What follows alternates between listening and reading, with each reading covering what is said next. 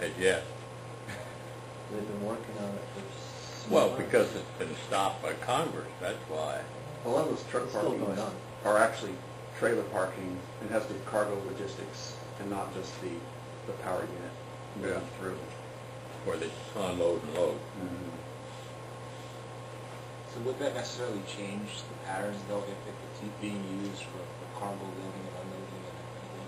Well, they wouldn't have to unload the cargo. They just leave them on the same trailer. No. I don't know. Would you change the amount of trips, though? Outside of the immediate border area, Yeah. if that, I doubt.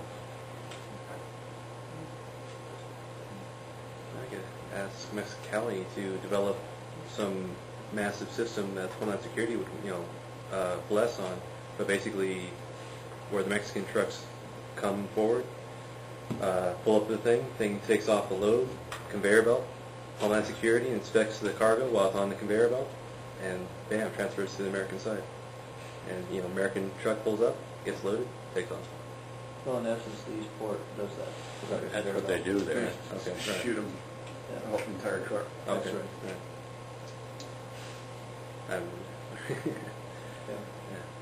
not living here.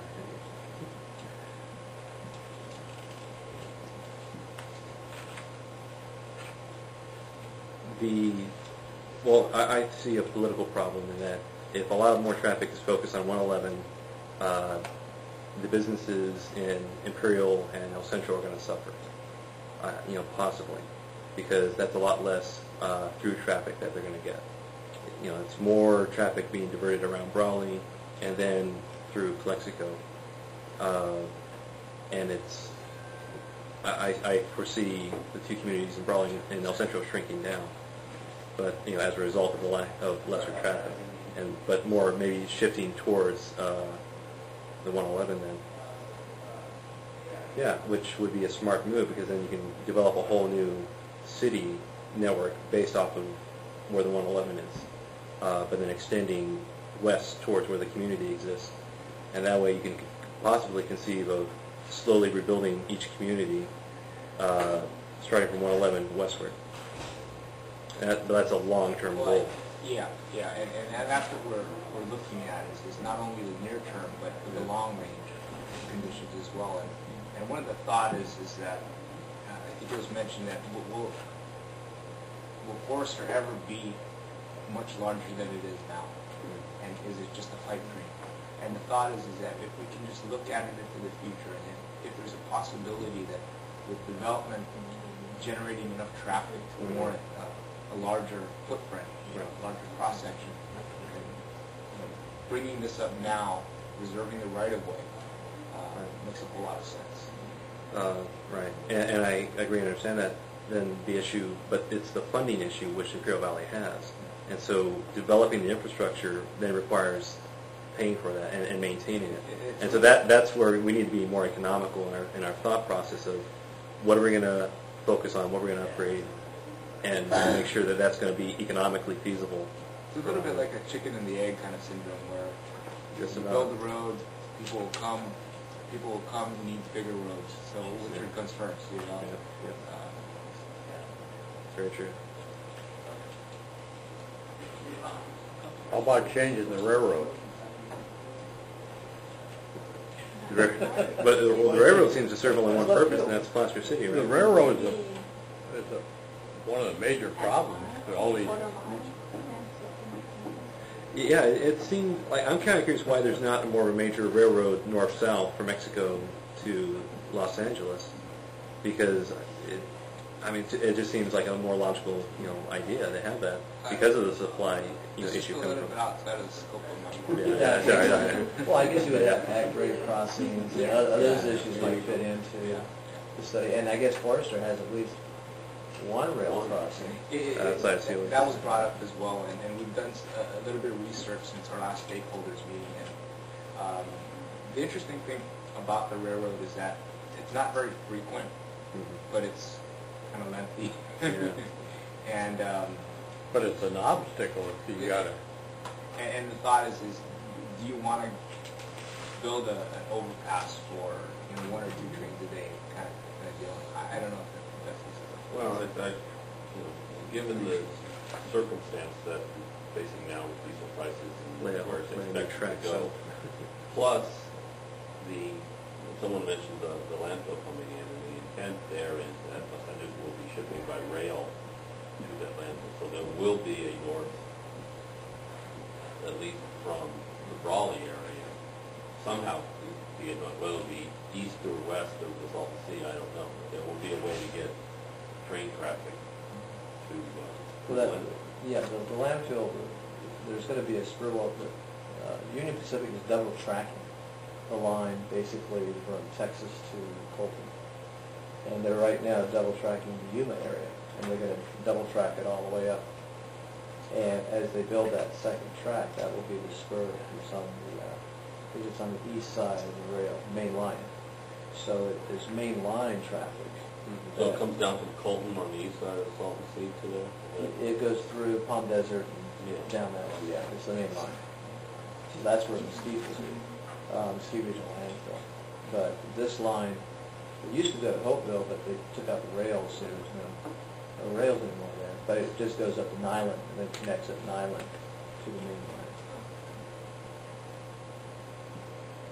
Anyway, my point being is I think we could see there's a lot of drivers that are going to increase the train traffic relative to goods and shipments versus truck traffic. I mean, right now, the trend for the last 10 or 15 years has been trucks.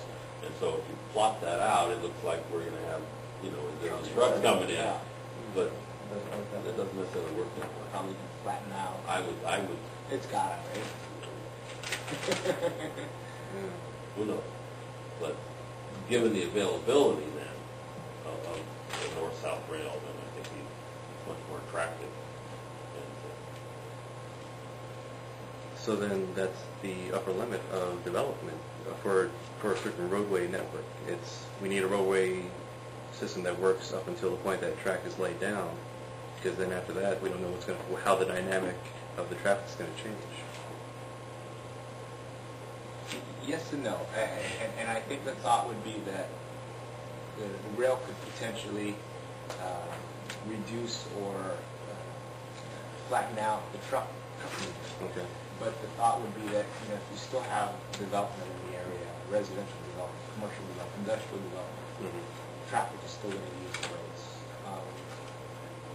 Now, if you had a commuter type of rail, then that could help to alleviate some of that as well.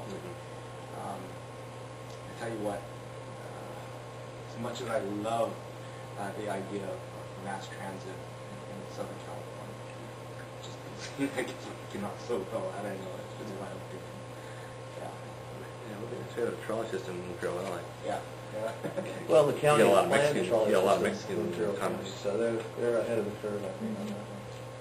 And then I guess the question is, would that significantly decrease the amount of trips in the area? Hopefully, yeah. Well, they're still talking about the new airport, of course. And That in fact came up again very recently, so that's not dead. So- right, And that would again be east part of the county.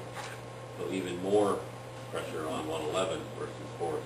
And it's all interrelated because you bring an airport in and well, the county has the location, the preferred location they're talking about, is over there on the corner of SR7 and I-8. why don't they just use the one over on the west side with Navy's? No problem. Just take off a little faster. It'll embroil us Just in avoid us, that. and we don't have a problem. San Diego has enough problems with that whole situation over there. Is truck traffic or vehicular traffic on Forrester and you understand the issue of development around the base is not so much congestion but lights at night? Is that the main